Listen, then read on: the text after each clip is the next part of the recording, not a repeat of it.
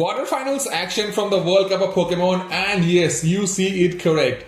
There is a Hisuian Lilligant in a big stake game like this, so you can already tell how crazy this game is gonna be. Let's have some quick introductions and then we will cut straight to the chase. On my side, we have Zomok, who is one of the most experienced players of all time. Huge name, big portfolio, and they are representing Team US West. They are a multiple trophy holder as well. So yeah, and also Zomok plays VGC a lot. So yeah, he is like he's not a singles player. He's actually a Pokemon player. He plays VGC, he plays singles, and he is very good at both. So yeah, very experienced player. US West plus Zomok, the combination doesn't get any better. And on the top we have Damien, who is representing Team Oceania. And Damien might not be as popular as Zomok, but Damien is one of my personal favorite players. Because Damien, he's a ladder player, and I know him from a long time. I know Damien back from Gen 7, Gen 8. Like, I used to play with the ladder multiple times. We used to have great games. So Damien might not be as like highly rated or like highly popular as Zomok, but he has a lot of experience and he's a really good singles OU player. He's an amazing player. Yeah, I'm telling from personal experience. I know him really well. So he's an amazing player, by the way. So Zomok shouldn't take him lightly at all. But in terms of paper, I think like Zomok has way the upper hand here. But in Gen 9, it's an event competition because I don't think Zomok plays a lot of Gen 9 OU. So it's an event competition. But regardless, quarterfinals of the World Cup, and we see a Hisuian Lilligant.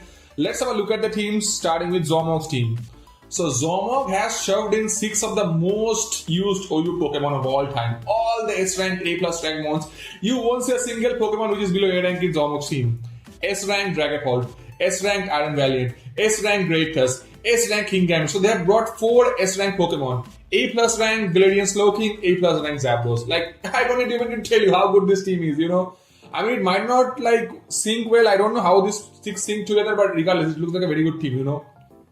And now, let's look at Damien's team. So Damien has brought the pretty standard son. Like, this is the most standard son of all, except there is Hisuian Lilligant. So 5 standard sun Pokemon and Hisuian Lilligant. So I don't know how much this Lilligant is going to perform, but yeah, it's in a big stake game. And yeah, I really hope that this Hisuian Lilligant can put in some work. I hope that Damien doesn't turn out to be a meme this game. I really hope. Fingers crossed for Damien and Zomok as well. So let's see what happened in this game. So we see our Dragapult lead on the obvious chalk hole, and Zomok should always click the Shadow Ball or a U-turn because the hat is going to be eject button. Yep, the hat comes out and Zomok Dracos. Why would you have a Draco? I think he predicted the Roading Moon or something, but Damien was never risking and yeah, gets punished with the Nuzzle. This Gambit doesn't show an item. Might be Dreadplate though. The Tusk comes out, gets the Photosynthesis defense boost, and this Gambit does 26% damage to a defensive Proto boosted Tusk. So I have done the calc and I have 2 conclusions.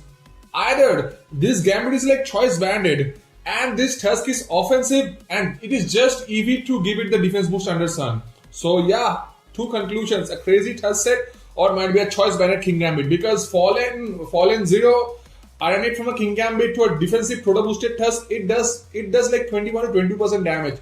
26 is a lot to this. So yeah, I think it's either an offensive with just some EVs to get a defense boost, or this Gambit is choice banded. But yeah, the Gambit is going to switch out obviously, and the Rock should definitely come out. And Damien goes for the Wake. What does he predict though? The Tusk comes out. Oh my god, Damien is going to get a kill here. But it's a speed boosting walking Wake. It's not a attack boosting. That is so bad. But the Slowking is going to eat it up, right? Oh my god, it does 61. It's a Fizz Death Slowking. Throws into grass and he's going to eat the steam now. Going to slack off a chill reception. My god, he has to force the grass. Grass is so bad. Go for water. And this Fault is going to click the Shadow Ball most likely, because Shadow Ball is no drawback and Damien was never received the Roading Moon. This hat is EV to leave a choice spec Shadow Ball, and the Toggle comes out and definitely the Roading Moon is going to come out. For sure the Roading Moon is going to come out, yeah. Roading Moon has got really good natural speed up, so it's going to eat the Shadow Ball up and Damien is going to just go for a U-turn. Because no way is always risking. Yeah, the King Gambit is the no drawback play because like he can at least get a Sucker Punch off on the Wake. And this is a very crucial time, by the way, I will tell you that later. Zomok gets paralyzed and the Hydro Steam, this damage is huge. This Sucker Punch just changes the game in the end. Just watch. The Val comes out to get the Quark Drive. Moonblast is the freest move of all time. Moonblast is so free, the hat dies. And what? I think goes to Roading Moon or...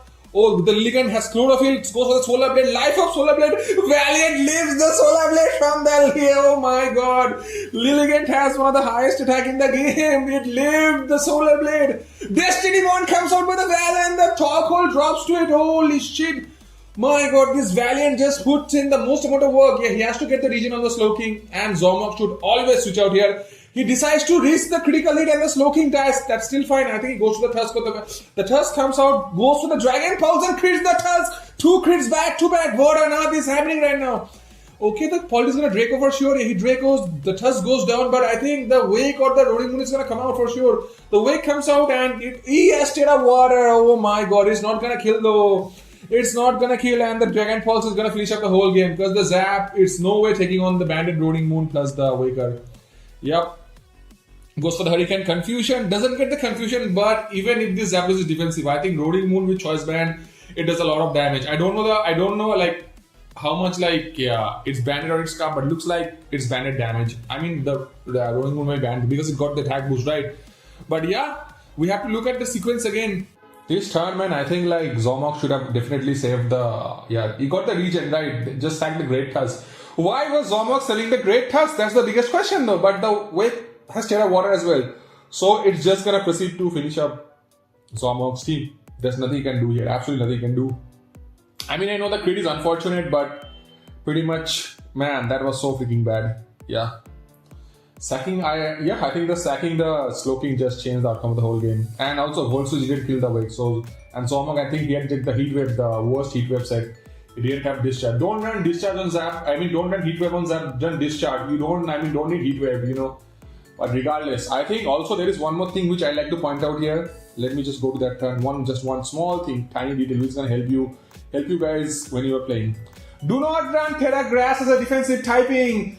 Whoever suggested Zomok to run Terra Grass on Slowking as a defensive typing, I think Zomok should just slap that joint in the face. But yeah, now let's move on to the second game.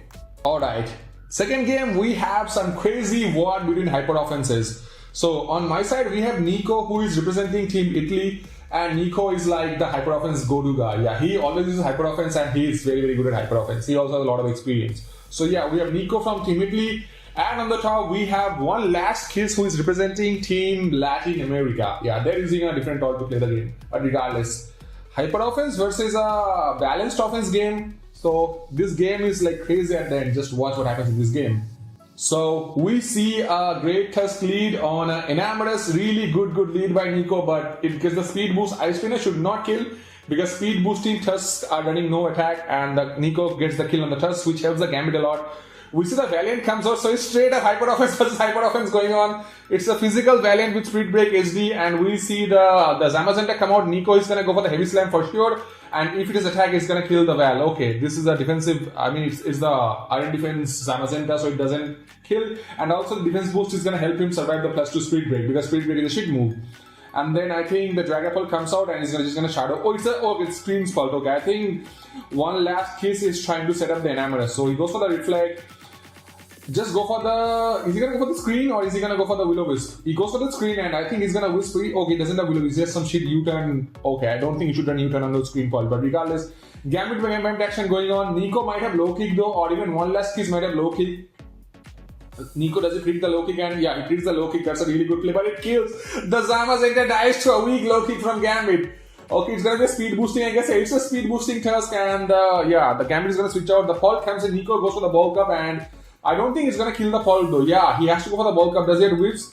He doesn't have whips. It's a U-turn curse. It's U-turn curse. So yeah, he curses the Tusk, and Tusk kills it with the Ice Spin. And the Enamorous is definitely gonna come out here because the Enamorous is gonna live every hit. Yep, the Enamorous comes out. He can ID up if he has it though.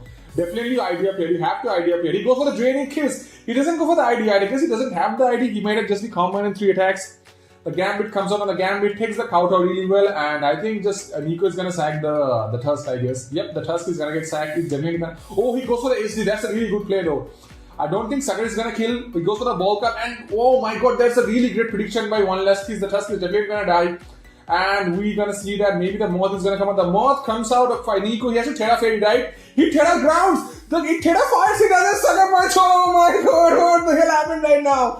The only turn which could have won Nico the game. It's a special attack boosting Moth. The Enamorous is gonna die to the Sludge Wave. Oh my god. This was literally the craziest Terras of all time. Both failed Terras. Both Terras miserably outpitted each other. Man. I cannot blame anyone here. So, yeah, one less Kiss he picked at the Terra Fairy. I don't know whether, like, I think the Gambit still kills, you know. I'm gonna make the calc as well. I'm gonna make the calc. How much does Gambit? Because we know it's a special attacking. Let me just Iron Moth or you boost your energy. Yeah, it doesn't have the defense because it's max special attack. It got the photo boost, right? It got the special attack boost, and we have the King Gambit already set here. So it was fallen 3. It's leftovers. +2. Sucker Punch nails it. So I think it does 80-ish damage, I guess. 80-ish, right? Sucker Punch does how much? Oh, yeah, it does 83 to 98. So, yeah, let me just tell you what the... Yeah, so here, one less hits expected Nico to Terra into Fairy. And that is why he Terra Fired because, yeah, Nico is gonna Terra Fairy and go for the Fire Dance or Flamethrower, whatever he has. The Gambit is gonna eat he's Terra Fired, right? He's gonna eat the Flamethrower up and kill this Moth with a Kowtow. And then sweep Nico's team down with low kick. Yeah, I mean, even if he doesn't kill with low kick, the Enamoris is gonna do the job really well. And Volcanion always leaves a Sucker Punch from Gambit. So pretty much, yeah. And then Nico also, Nico knows he's not Terra Fairy. He knows his only play was to go for the bluff and hope that One Last Kiss doesn't go for the Sucker Punch. So Nico also made the best play possible. He Terras into ground, he Terras into fire, he does a Sucker Punch, and he gets Terra blasted to Mars. And yeah, Nico finishes to just win the game in real style, you know. Man. First Zomok's game is so crazy, and now Nico's game. Hilarious game. Pretty much, yeah. This should be it for today, guys. Do let me know in the comments. I have so much mixed reactions from the first game and the second game was so crazy. My mind is blown, but all I can tell you that we are going to be having crazy games almost every day whenever the games take place. And I will catch all of you guys on the next video. So yeah, stay safe, take care, and don't run grass, my dear friends.